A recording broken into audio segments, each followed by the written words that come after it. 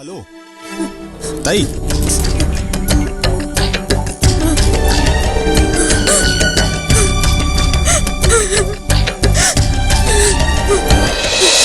Breaking news. Ganpat कंडक्टरच्या हुशारीमुळे मुंबईतील एक सगळ्यात मोठं सेक्स रॅकेट उघडकीस आले. पोलीस या गोष्टीचा खोलवर जाऊन तपास करतायत. तपासाअंती बऱ्याच मोठ्या राजकीय आणि प्रतिष्ठित व्यक्तींची नावं समोर येऊ शकतात असा पोलिसांचा अंदाज आहे. याचबरोबर सरकारतर्फे लवकरच गणपत कंडक्टरचं मुख्यमंत्र्यांच्या हस्ते सत्कार होणार आहे अशी बातमीही सूत्रांनी दिली. वा दादा, मानलं तुला. तुझ्यामुळे आता मलाही समाजासाठी काहीतरी करावंच वाटतंय. अन्यायाविरुद्ध उभं राहण्याची इच्छा निर्माण झाली आहे. पण एक विचारू का? हा विचार. तुला भीती नाही वाटली त्या लोकांची? भीती? आणि मला? अरे आपण कोण आहोत? छत्रपती शिवाजी महाराजांची लेकरं आहोत. लेकरं कशाला कोणाला घाबरायचं? आणि अन्यायाविरुद्ध उभं राहणं हे आपल्या रक्तात आहे. समाजाला सुधारणं फक्त पोलिसांचं काम नाही.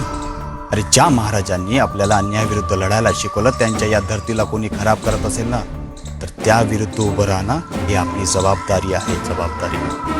मग काय घ्यायचं महाराजांचं नाव आणि जायचं मदतीला धावून. जे होईल बघतील महाराज नंतर.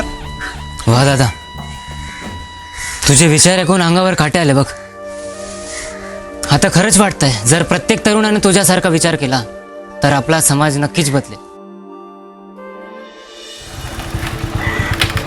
माऊली नमस्कार. नमस्कार. कंडक्टर गणपत तुम्हीच का? हो मिस.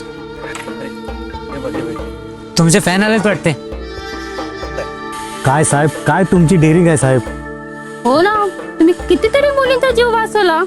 भारीच आहे हो साहेब. तुमचं मानावं तेवढं ना, आभार फार कमीच आहेत बघा. त्यासल्या राक्षसांमधून तुम्ही त्या मुलींचे जीव वाचवलेत. आजच्या या जगात असं कोण करतो हो? एवढं सगळं करायला अहो किती मोठं धाडस लागतं. पण तुम्ही सर साहेब आजच्या तरुण पिढीचे ना तुम्ही प्रेरणास्थान आहात. तुमच्यासारखी अजून जर लोक जन्माला आली ना तर ह्या जमिनीवरून अख्खी गुन्हेगारी नष्ट होऊन जाईल. साहेब तुम्हाला ना फुल ना फुलाची पाकळी द्यावं असं मन करते साहेब. ते काढ बरं. बोला बोला पहिला बोल. हो साहेब तुम्ही या ना, इकडे या ना. काढ काढ काढ लवकर काढ. तरी द्यावं असं म्हणतायत ते देत आहेत ते.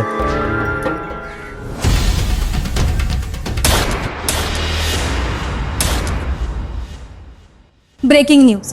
आज सकाळी 8 वाजता गणपत कंडक्टर यांच्या राहत्या घरी 2 अज्ञात खोरांनी गोळ्या घालून त्यांची निर्घृण हत्या केली. पोलीस या गोष्टीचा तपास करत आहेत. अलीकडेच गणपत कंडक्टरने उघडकीस आणलेल्या सेक्स रॅकेटमुळे मुख्यमंत्र्यांच्या हस्ते त्यांचा सत्कार होणार होता. पण त्याआधीच ही धक्कादायक घटना घडली. हे जर होणारच आहे आज नाही तर उद्या. हो, आणि बघा ना, ते मारेकरी दिसायला आपल्यासारखेच होते. अहो असणारच. गुन्हेगार ही आपल्यातच असते.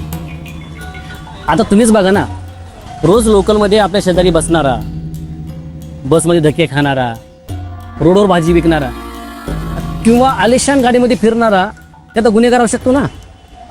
आणि हो, गुन्हेगारावर थोडंच काही विशेष पोशाख असतो नाही ना. हे तर आहेच म्हणा, पण का मारला असेल हो त्याला? गुन्हेगारी विरुद्ध कोणी उभा राहू नये म्हणून. म्हणजे बघा ना, तो जर समजा जिवंत राहिला असता तर त्याची प्रेरणा घेऊन गुन्हेगारी विरुद्ध बरेच लोक उभे राहिले असते. त्यांना त्या व्यक्तीला संपवायचं नव्हतं, त्याच्या विचारधारेला, त्याच्या धाडसेला त्यांनी गोळ्या घातल्या. उद्या जाऊन कुठे गुन्हा जरी घडला ना तरी त्यांच्या डोळ्यासमोर गणपतचं उदाहरण येईल आणि समाज सुधारण्याचा विचारही त्यांच्या डोक्यात कधी येणार नाही. म्हणूनच त्याला संपवलं. अच्छा, असं झालं का? जाऊ दे, मरू दे. आपल्याला काय करायचे? आपण भले आणि आपलं काम भले, नाही का?